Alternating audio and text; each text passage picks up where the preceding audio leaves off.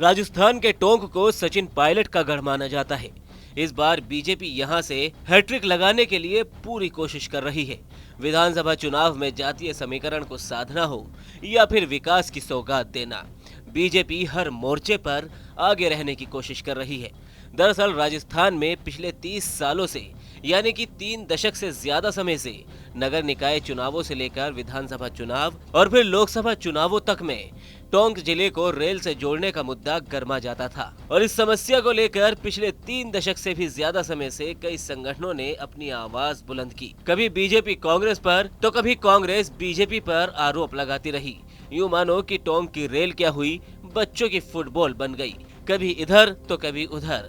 लेकिन अब भाजपा की डबल इंजन सरकार ने दम दिखाया है और अजमेर, नसीराबाद, टोंक, सवाई माधोपुर रूट पर रेलवे लाइन बिछाने समेत तमाम कार्यों के लिए 100 करोड़ रुपए से ज्यादा राशि के बजट की घोषणा की है।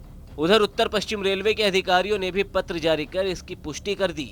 इसके बाद जैसे ही सांसद सुखबीर सिंह जोनारिया टोंक पहुंचे तो शहर वासियों के साथ भाजपाइयों ने उनका जोरदार स्वागत किया। शहर के घंटाघर चौराहे पर जोरदार आतिशबाजी की गई, एक दूसरे को मिठाई खिलाई गई।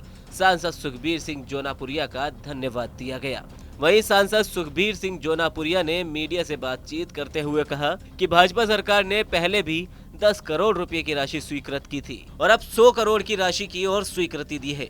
इसके पहले सर्वे, अलाइनमेंट समेत अन्य काम हो चुके हैं। पिछले 5 सालों में कांग्रेस की सरकार ने कोई काम नहीं किया।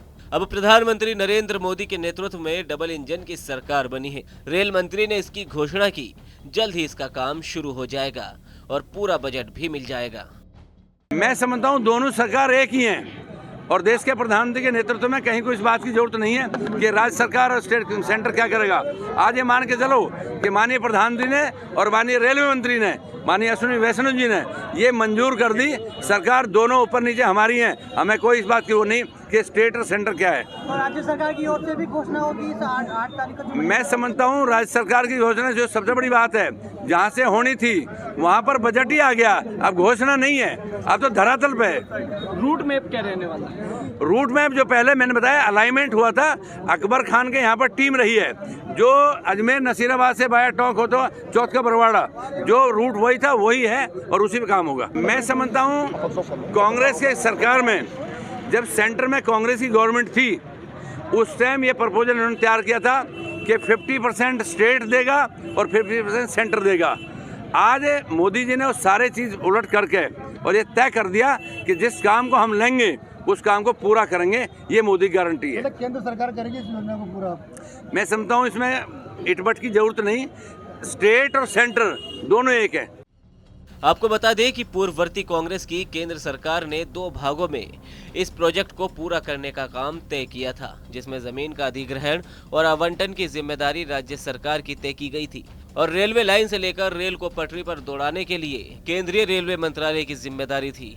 आधे आधे के फेर के चलते पिछले 30 सालों से टोंक जिला मुख्यालय को रेल से जोड़ने की मांग सियासी मुद्दा बनता रहा और आम आदमी इससे पीड़ित रहा। ऐसे में अब देखने वाली बात तो ये होगी कि कितनी जल्द टोंक मुख्यालय पर रेल की आवाज सुनाई देगी।